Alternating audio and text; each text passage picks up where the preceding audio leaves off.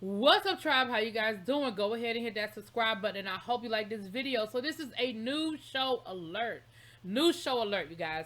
We have Bel-Air, which is on Peacock. It is the drama version of the Fresh Prince of Bel-Air. If you guys remember that from you in my age group, you remember the Fresh Prince of Bel-Air in its first showing. I know it's in syndication now, but baby, I remember when it was new. Okay. And if you know the story, it's about, oh, forget it. We're just gonna talk about Bel-Air. But that's what this is. It's produced by Will Smith's company, and let's get into it. Um, so I'm gonna just talk about it like it's a regular show. We're not gonna compare it. I'll talk about that at the end. But we meet Will, right? Who we see him waking up in the morning. We see him bantering with his mom. We find out that he's clearly a star basketball player. His mother's telling him that the VCU scouts were going to be at the game today to, see what they can see and all that good stuff. We see him, outside. He takes the trash out for his mama, and we see him with his boy Trey. Trey is clearly his best friend. They have their little morning routine thing. They got their old handshake and all that good stuff. And we see him go to school that day. We saw him get an A on his math test. We see that he's, everybody knows him, and he's sort of, he's popular. Clearly he's popular. Then we see in the game, he is absolutely the star. He got the game winning shot. The scouts are impressed. They're going to invite him down to Richmond. And we see his mom is at the game, and after the game, they're walking, and she's talking to him about, going to Richmond and the scouts and how everybody was happy. And we see him get a little not excited. She said, "Wait a minute, I thought you would be, more excited about this." And he said, "Well, I don't want to leave Philly. Like, why can't we find a school that's here in Philly?" And she told him, she said, "Listen, there's a whole world out there that you need to experience. Like, you can't allow yourself to be so limited as to stay in this Philly bubble. Like, you've got to expand yourself." And she said, your crown is out there. You just got to go out there and find it, right? And it's this whole theme of this crown with him. All, he's got a crown on his jersey at one point when he's out in Bel-Air. And, it's this whole, because he's the Prince of Bel-Air, right? And he tells her, like, "Mom, like, I can't leave Philly. Like, this is where my people are." And you see, and she told him, "You don't have to be scared." And he was like, "I ain't scared." But he is. He's never been outside of Philly, and it's a scary thought for him to leave Philly. And I'm sure he doesn't want to leave his mom too. That's a part of it.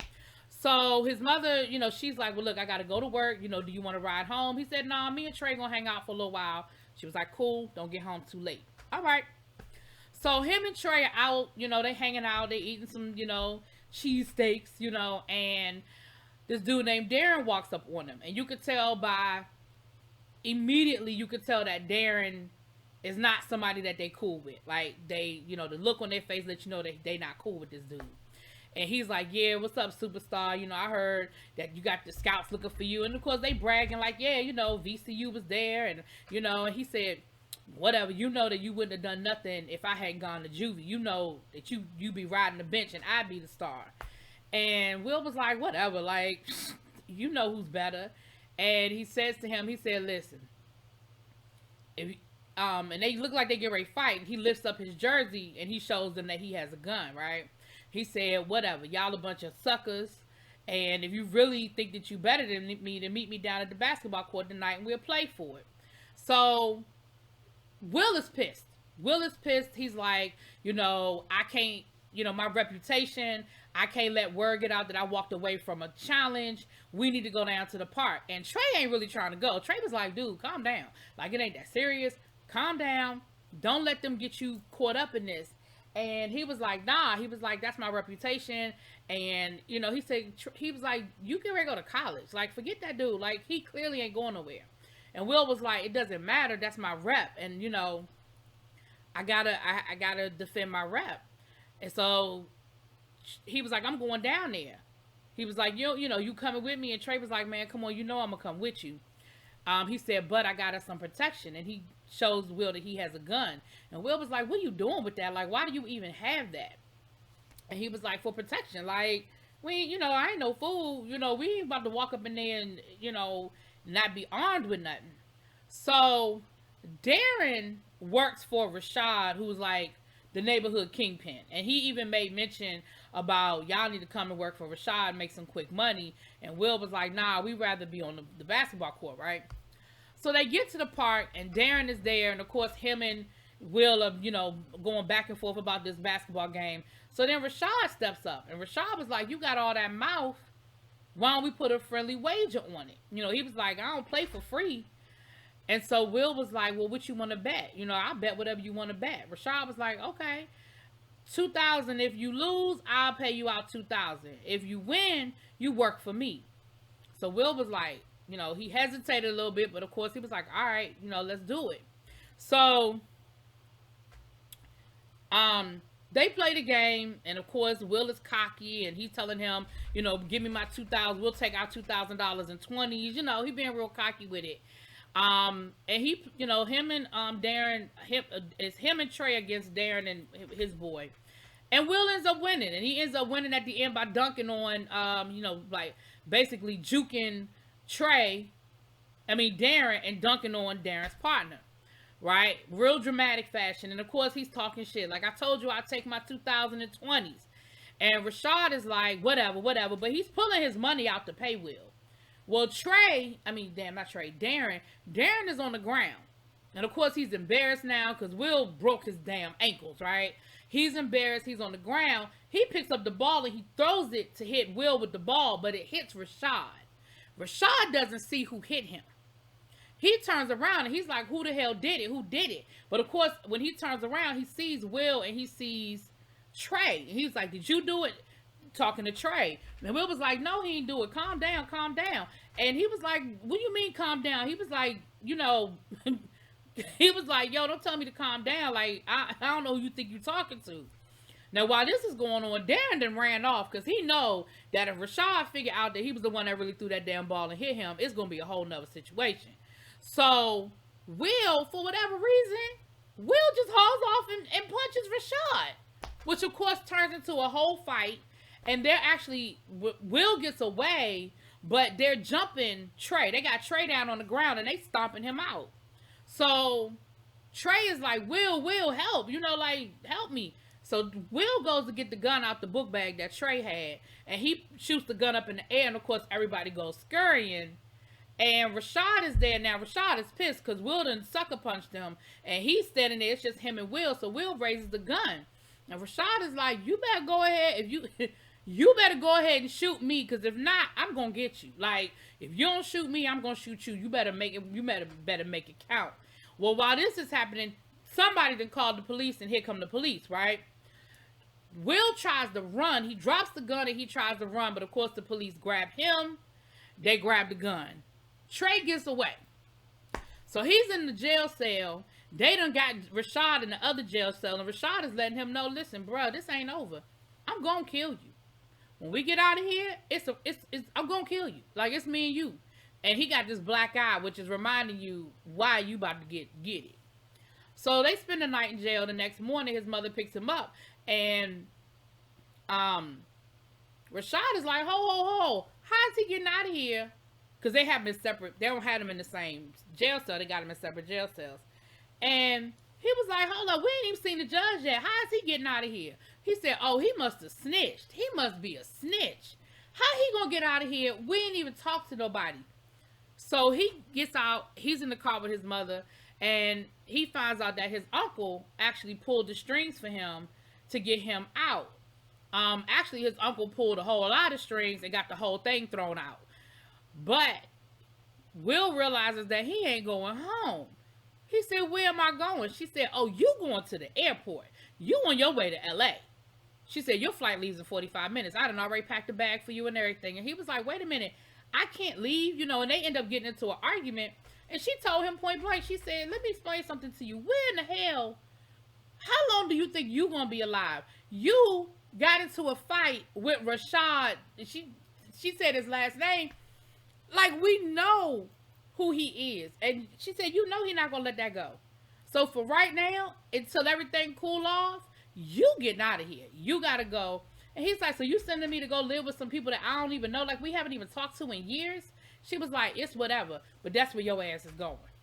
So next thing you know, we see him in a car, a little beat up old, look like the cars from like the 1960s. Got a whole Jamaican vibe thing going. He's on the phone with his mother, telling her that he landed safely and that he slept on the plane. She said, "Well, did you see the car that your aunt, sent you at the airport?" And he was like, "No, I don't see the car, but I got me a ride." So I'm assuming that Jazz is some sort of like bootleg, Uber driver or whatever. And Jazz is like, so this is how we meet Jazz, right? And Jazz is like, so east, north or west?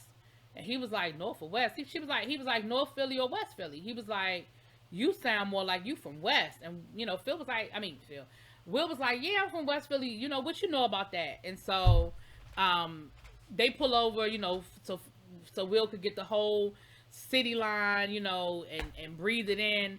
And Jazz tells him, he says, listen, he said, people move here from all over the place just to get this view.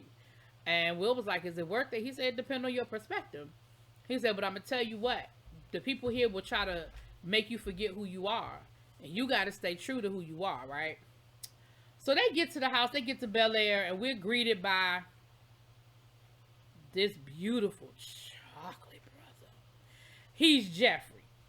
Jeffrey is like the valet, He greets them because when it's just Will was like, all right, thanks for the ride. He was like, yo, you owe me $150, like LAX to Bel-Air. So Jeffrey rose up and was like, how much does he owe you? He was like, $200, right? Now, Jeffrey ain't no fool. You could tell by the look on his face that he know that that's a gouge. But he went on and paid it. He was like, thank you so much, And when they get to the house, of course, the house is huge. It is ridiculously huge. And they're in the midst of some sort of function, some sort of party situation. So Will gets in the house, and him and Jeffrey get into it because Jeffrey tries to take his bag, and he like, yo, I don't know you like that. Don't be touching my stuff. But Aunt Viv walks up, and she greets him, and she's happy to see him, and she says, let Jeffrey take your bag upstairs. So of course that Jeffrey was like, are we cool? He was like, yeah, we cool. And you see them starting to, he said, don't mess up my Allen Iverson poster. He was like, yeah, AI is cool. I'm more of a Kobe guy myself. So you see them bantering a little bit. Aunt Viv tells him to go on upstairs and get some rest because she know he's tired. He was like, I want to join the party. And you could tell that she was a little hesitant about him joining the party. But she said, okay, you're right. Come on. We'll get you something to wear. So then we meet Hillary. Now, Hillary is on social media. She's got her followers. She's doing a cooking tutorial. We find out that she's trying to build up a YouTube channel, and she does, a lot of social media. She goes live and vlogging and that kind of thing. Her mother doesn't believe in that. Her mother's like, like a lot of people don't understand that you really, in this world, you really can truly make a whole living off of being a social media influencer. So her mother's not really quite getting that. So you see there's a little friction there with her and the social media thing. She says, can you help Will find something to wear? She was like, of course I can. So, she ends up going live to tell her followers she about to hook her cousin up, So they go to Carlton's room, which is ridiculously huge. Like, Carlton's bedroom is probably 3 times the size as most people's main bedroom in their house, right? The closet is probably my bedroom in my house, right? She goes into his closet, which again is huge, and she finds, Will something to wear, and she tells him, listen, she hooks him up, she gets him a nice little suit, and of course he got his sneakers and, all that good stuff. So he goes down to the party, and first thing he does is he runs up on Uncle Phil. Now what we find out is that this is a fundraiser for Uncle Phil's campaign. He's running for district attorney. So it's not quite a party, but it's more of a donor event. And these are his big donors, right? These are the people that gave big money. So he rolls up on Uncle Phil. He's like, yo, Uncle Phil, thank you so much. I really appreciate your help. I appreciate you helping me out. And, Uncle Phil gives him the smile, and he hugs him, and he says, we'll talk about it later. So then he introduces him to his 2 friends. It's a guy named Phil, and then there's a judge. I mean, not Phil. What's his name? I didn't write his name down, but him, and then there's a judge. Might have been anyway.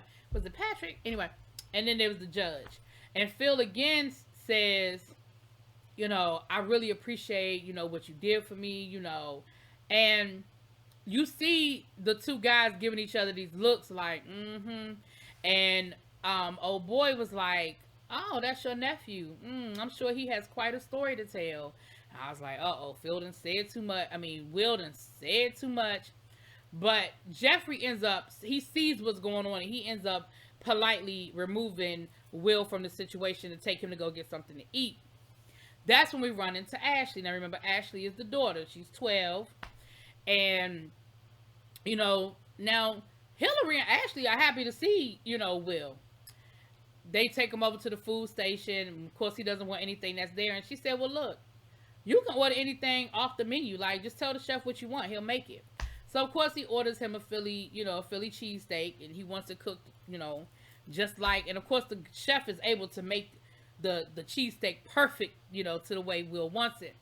And then we meet Miss Lisa. Now, Lisa comes over, and Lisa is like, he's like one of the top chefs in LA. Like, he can make a cheesesteak.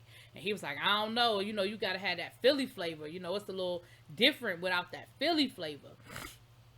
So, we meet Lisa, and Carlton comes up. We finally meet Carlton. And Carlton comes up, and he's a total ass from the beginning. And you could tell there's something there between him and Lisa, because she says to Carlton, it's good to see you, Carlton. I hope you're doing well. I hope you're, and the way she said, the way she said it let you know that there was something there. And we found out later on that they used to be a couple, right? So, Will was happy to see her, flirted a little bit, and then she walks away so him and Carlton can sort of talk. And Carlton wants to know, what you doing wearing my suit? And he says, well, Hillary hooked me up. He jokes about, she said you ain't hit a growth spurt, so maybe, you bought these thinking you was going to get taller so I could wear them, And Will has his cufflinks on because Hillary gave him the cufflinks to wear. He said, well, if you're going to wear my $500 cufflinks, at least you need to wear them correctly. So he fixes the cufflinks. And he makes a couple of little snide remarks at Will. And he says, one day we'll talk about why you're really here. So while this is going on, we see the three Banks children meet up in the game room little area, and they're talking about how they have to be this perfect family and put on a perfect face for the whole photo op, and they got to get ready to do the whole photo op in a minute and everything like that. And they were like, well, is Will going to be up on stage with us? And Carlton was like, of course not. Like, he ain't one of us. And Hillary was like, he need to be, because if we got to suffer through it, then he needs to suffer through it. So again, we see the dynamic that Hillary is genuinely happy that Will is there and is genuinely embracing him as part of the family. Same thing with Ashley. But Carlton is not feeling it at all, right? Not at all. So they go outside for the photo op, and Uncle Phil is giving his speech, and he gives this speech about why he's running for DA. And he's running for DA because he wants to eliminate, with so many young black men being disenfranchised, this system is broken, and I want to eliminate that school to prison pipeline. And while he's giving the speech, one of his buddies that Will had been introduced to, starts patting Will on his shoulder as if to be like, yeah, that's you, son. So, of course, that totally pisses Will off. Y'all, I'm sorry that this review is running long, but this episode was long as hell. Anyway, it totally pisses Will off. So, Will then has an attitude. So, after the speech, Uncle Phil tells him to come and talk to him. They go in Uncle Phil's office. He was like, you don't need to sit down because this ain't even going to take that long. He was like, I got some rules. Do you understand? And Phil was like, I keep saying Phil and Will. Will was like, yeah, I understand. Like, I got a whole mama at home with a house. Like, I understand rules. And he was like, when you go to school, you need to let everybody know that you are here for a better education. That's it. That's all. You are here for a better education. You don't need to be telling nobody about nothing else. He was like, can you repeat that? I need you to hear it. And, of course, Will is pissed off because And Uncle Phil is like, what's the attitude about? What's all that? He was like, I mean, is that why I'm really here, or I'm just here, for you to parade out in front of your donors, as the little black kid that you saved from the ghetto, like, And Uncle Phil was like, look, bro, if I could send your ass back, I would. Like, you're not here because I want you here. Let's be clear about that. But he lets him know, you need to go upstairs, you need to get it together, because for the foreseeable future, you are here. That ain't changing, and all of us are gonna have to get used to it. And for you just, that's it. That's all. Like, deal with it. Because he told him, he said, listen, you made these decisions that landed you here.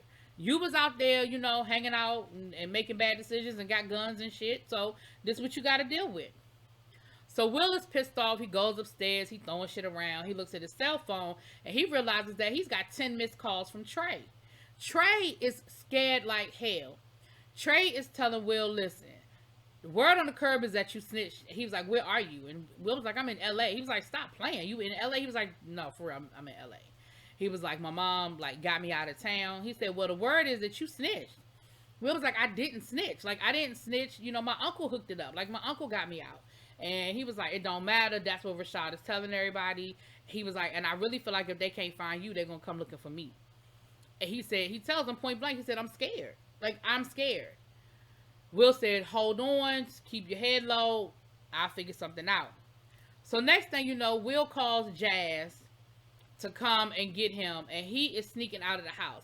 He proceeds to climb the gate to this Bel-Air mansion to try to get out, and no sooner does he get in the car. Mind you, Jazz done pulled up, blasting his music. Like, what kind of incognito situation do you really think you got going on here, Will? But of course, here come Jeffrey and here come Uncle Phil, and they get him out the car. They pay Jazz for his time, and this is how Uncle Phil meets Jazz, and you can tell there's no love lost there. And they end up going back in the house, and Uncle Phil was like, what was the plan? Like, you got to LAX, and what were you going to do? He was like, I was going to fly home. I feel like what he was trying to say was, with what money? But okay, assume you do have the money and you get home. What you going to do then? Like, he said, do you care about your life? He said, because from my understanding, going home right now really ain't an option. And everybody right now has made a lot of hard decisions to help you. So I'm going to really need you to get it together. So we see Will go back in his room and text Trey and tell him keep his head down. He wasn't able to, I couldn't get on the flight. Keep your head down. I'll figure out something soon, So then we see Uncle Phil talking to Aunt Viv. And it sounds like he really does have love for Will, but Will probably just showed up at the wrong time. It sounds like he pulled a lot of strings for Will, maybe some strings he shouldn't have pulled, and he's worried about getting in trouble, especially now while he's trying to run for district attorney. Anybody finding out that he pulled strings and he did some things he shouldn't have done to get Will off, it's going to put him in a really bad situation. And Viv was like, listen, he don't mean no harm, he's a kid, and, basically, cut him some slack. And then they make mention about his father, like, he said, well, I've had love for Will ever since his father, and then they just let that trail off, right? So I'm sure because this is a drama and this is being set up as a drama, we're going to get a lot of these little idiosyncrasies. Like, there are things that they're dropping that I'm sure we're going to come back to, like when Will was in the car with his mom and he was like, so you're going to send me to some relatives you haven't talked to in years. Why hasn't she talked to her sister in years? When he dropped the nugget about, I've had love for Will ever since his father, and he let it trail there. What's the situation with Will's father? Is it deeper than that? Because this is loosely based on the TV show, but this ain't going to be line for line. So we definitely see them taking some creative license, right? So the next morning, Will wakes up, he calls his mother, and basically he tells her that, he ain't happy about not being in Philly. And she said, listen, think about where you woke up yesterday morning, which of course was jail. She said, now look around you. Where would you rather be? So he comes downstairs for breakfast, and Hillary is cooking breakfast for everybody because, of course, she's aspiring to be this great, chef. We find out that her mother got her an interview with, like, the top cooking magazine in the country or whatever. And she is not impressed. She's like, I'm gonna go on an interview, but I ain't really that impressed because I'm doing my social media thing and I'm kind of, doing my own thing. It is what it is. I think she said she got 75,000 followers. That's a pretty decent following on social media. Uncle Phil, we see Carlton, has on his look. We find he's a lacrosse player, and he's pretty good from what they say that he's a pretty good lacrosse player.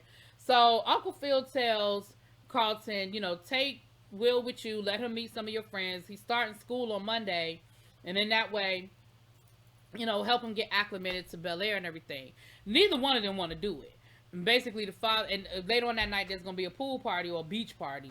And neither one of them really want to hang out with each other. But basically, they sort of have to.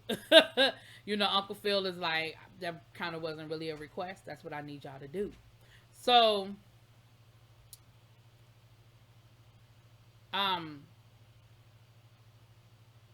they get to the school. And Carlton tells him, "Listen, just follow my lead because I basically run this place. Like I'm the cool kid, and you need to follow my lead and do what I tell you to do. Don't embarrass the family, and we'll be okay." So while Carlton is having lacrosse practice, he said, "Meet me back at the gym at 3:00." So while Carlton is having lacrosse practice, Will is sort of wandering around, and he sees Lisa over by the pool. So he goes over to the pool and he sort of flirts with her a little bit, and she did a lap and she must have beat her time. She was real excited about it, and she splashes Will, and Will was like, "Yo, like watch it." She was like, "Oh, you don't swim?" He was like, "No, I don't swim." He was like, I'll take my showers, but that's it, So he invites her to come to the beach party later on that. He's like, "Are you coming?" And she was like, "Are you flirting with me? Like, I'm Carlton's ex. Like, you really flirting with me right now?" He was like, "No, I'm not saying we gotta be romantic or anything. I'm just inviting you to come and hang out. We could just hang out, be friends." She was like, "I don't know. I might pull up, right?" So, Will leaves her and he goes to meet Carlton. So, Will walks into the locker room and he sees the lacrosse team, all white, surrounding Carlton. Carlton is dancing in the middle, and I forget the name of the song, child, but it's a bunch of niggas in the song. And the white boy is singing the lyrics, and he is nigga, nigga, nigga, nigga, nigga, nigga, right? So of course, Will runs up in there, and Will is like, "Are you serious right now? Like, I know you're not sitting here letting these dudes, like, use nigga all over the place." And Carlton was like, "Chill out, it's not that serious." He was like, "What you mean it's not that serious? It's absolutely that serious." So him and whatever the boy name is, we're going to call him Chad, child, because I think that's what we don't care. Him and Chad end up getting into it, and Chad is like, "First of all, I will use the word, I can use the word, and I don't even know who you are." And so Carlton was like, "This is my cousin Will, don't worry about him, he a little high strung. So of course that creates a whole argument between Will and Carlton. And Will is like, "Please don't tell me that you really sitting around here letting these like." And my thing was, what was more alarming to me, even more alarming than them using the word, was that visual of him in the middle dancing while all of them was surrounding him and sort of egging him on. It was almost like that dance for me, nigga. It was almost kind of like that, right? That was more disturbing. I mean, them using the word was disturbing, but that visual was more disturbing for me, right? So of course, him and Carlton getting into an argument and they cussing each other out. And Aunt Viv walks up and Aunt Viv is like, "Oh, what's going on here?" And they were both like, "Oh, we're just having a spirited debate." But she ain't stupid and they know she ain't stupid. So Carlton ends up walking off to go get ready to go to the beach party. And she's talking to Will and she's like, "Look, you and Carlton gonna have to figure out a way to get along. Like, this ain't gonna work. Y'all not liking each other. Y'all not getting along. It's not a good look. You got to figure out a way for y'all to make this happen." And she he tells her, he said, "Well, Carlton is just different and I don't know." And she said, "Listen, when I first moved here, I was just like you. I was determined that I was going to keep my Philly in me and nobody going to change me." And he was like, "So what happened?" She said, I adjusted." She said that everybody in life has to adjust. She said, I found my people who accept me for who I am, but I also had to adjust to some things around me. And you're going to have to figure that out. She said, you're not the only person that had to make some adjustments when you came here. Like, all of us have to adjust to you being here. So you got to give a little too. So Carlton and Will are going to go to this party together. And they decided, they said, listen, Will was like, well, no, Will goes up to Carlton's room. Carlton's not in his actual room. Will opens up the closet, because remember I told you the closet is as big as, a pool or whatever. Carlton is in there sniffing something. Will, and of course he's like, are you serious? You're not going to knock? And he was like, well, I didn't know it was, Coke time. And he said, it's not Coke, it's Xanax. Like, So Will was like, listen, whatever. Anyway, he said, this is what we need to do. We're going to go to this party.